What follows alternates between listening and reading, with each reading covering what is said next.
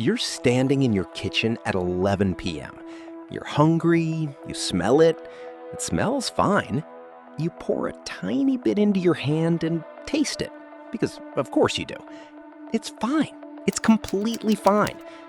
But you dump it anyway.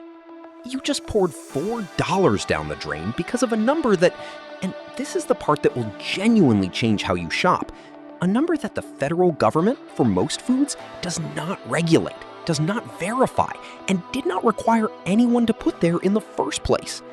So what is that date? Who put it there? And why does it have so much power over you?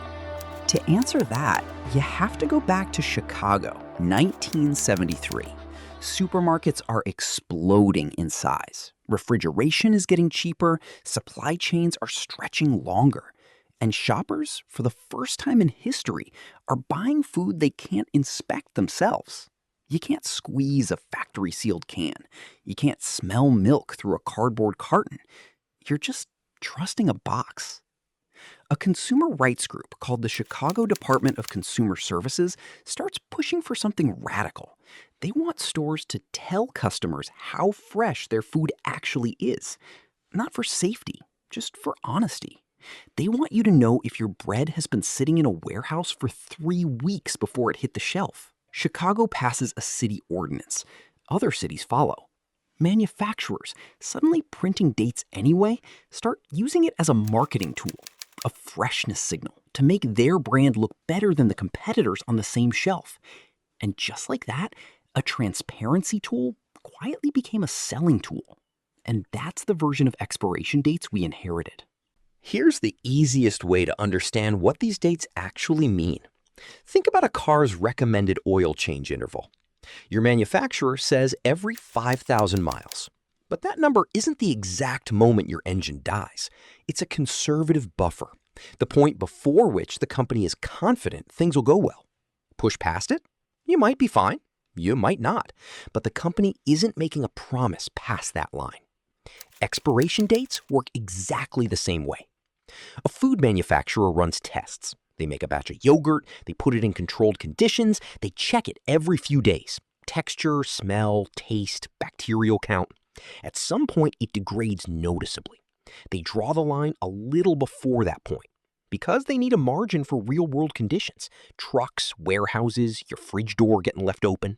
That line becomes the date on the package. Now here's where the language gets really important. Best by means the manufacturer thinks quality, flavor, texture peaks before that date. Sell by is a message to the store, not to you. It tells the retailer when to pull the item from the shelf, but the food is still safe to eat after that.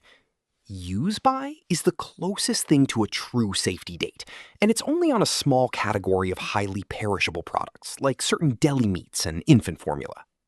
3 different phrases, 3 completely different meanings, printed in the same font, on the same packages, processed by your brain as one identical warning.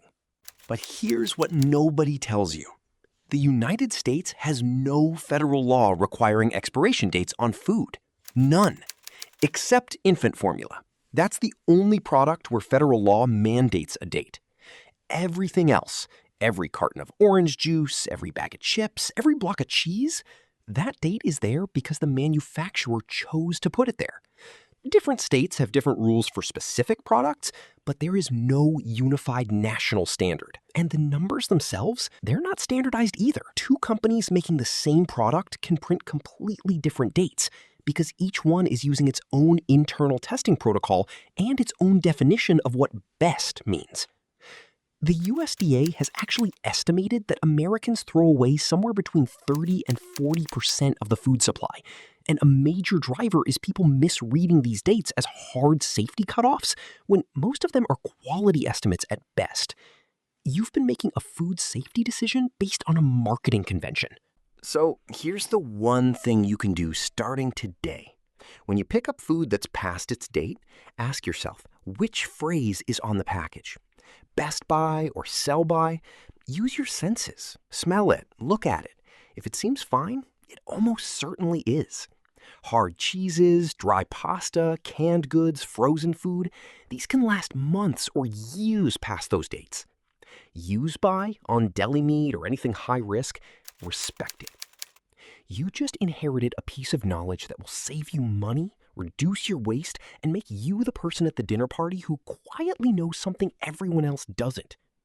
If this made you rethink something you've done your whole life, hit like. That's exactly the kind of video this is. Subscribe if you want the hidden mechanics behind ordinary things delivered to you every week.